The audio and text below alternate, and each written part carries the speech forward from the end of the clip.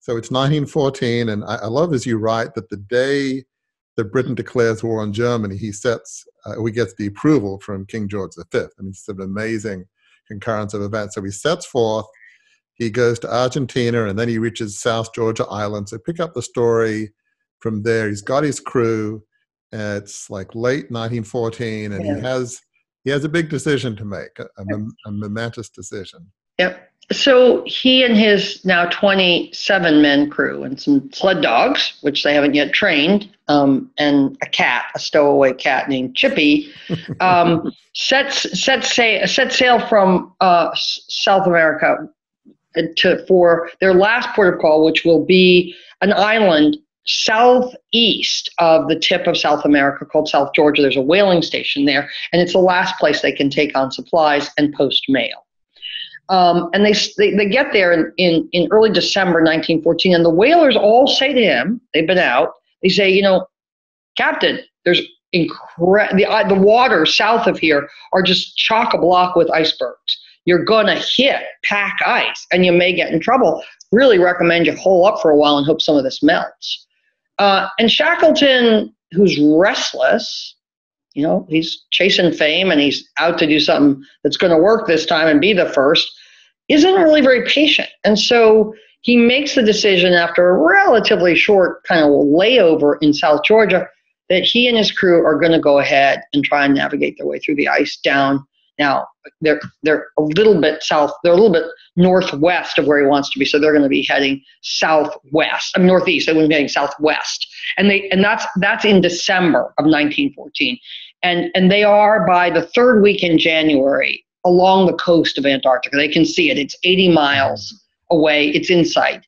Shackleton elects one night, this is third week of January, he elects one night to say, let's just, instead of tucking in here and unloading, let's just sail a little bit farther along the coast. They're now heading west along the coast.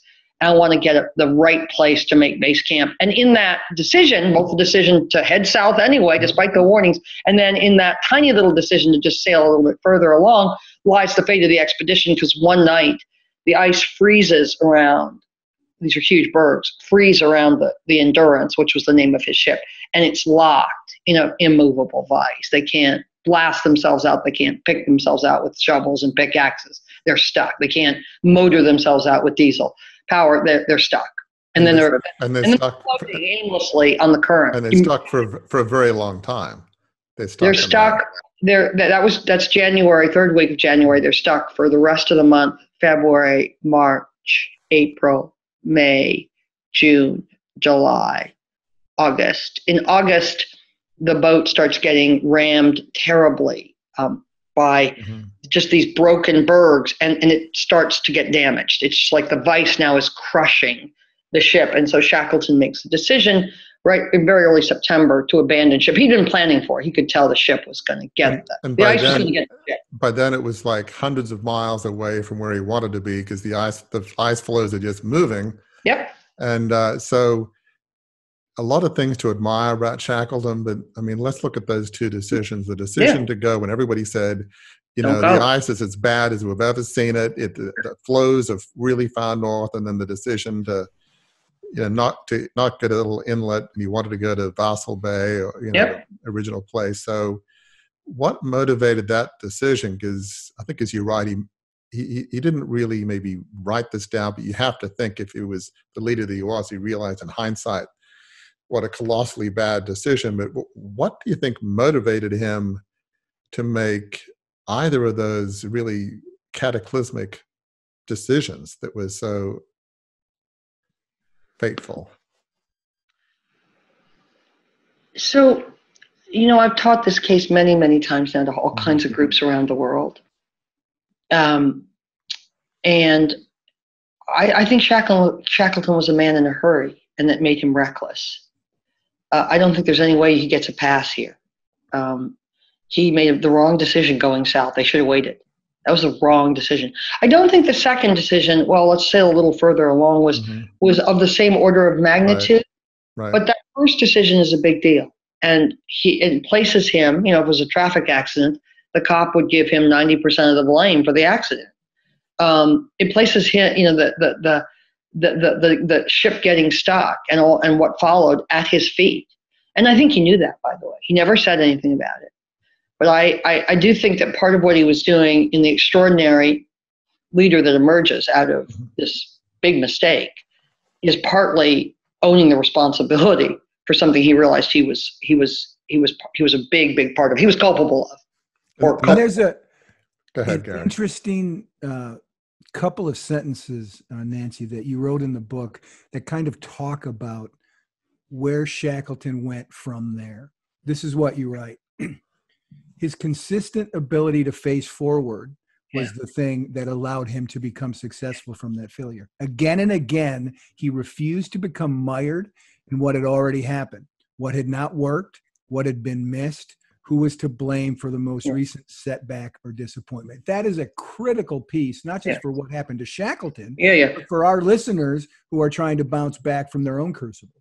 Absolutely. I mean, I just marvel at this. There's a passage in Matthew, I think it is, where Jesus says, the farmer that constantly looks backwards over the problems his plow has harvests no crops. Mm-hmm. And it's a little bit of the same thing, right?